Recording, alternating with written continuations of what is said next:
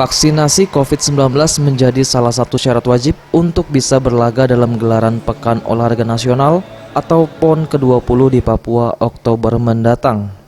Untuk itu, KONI Sumatera Selatan berupaya secepatnya melakukan vaksinasi kepada kontingen Sumatera Selatan baik atlet, pelatih maupun ofisial.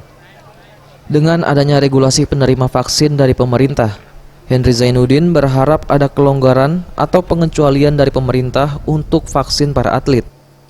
Selain berharap kelonggaran dari pemerintah, pihak KONI Sumatera Selatan juga sudah berencana melakukan vaksinasi secara mandiri ataupun dengan bantuan dari pemerintah Provinsi Sumatera Selatan.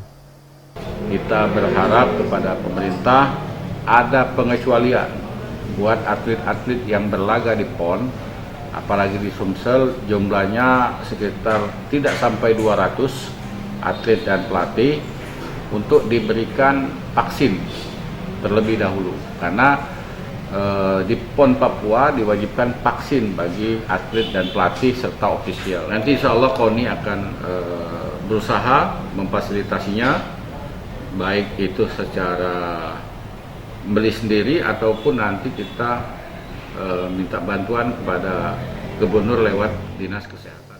Eza PM, Sriwijaya TV.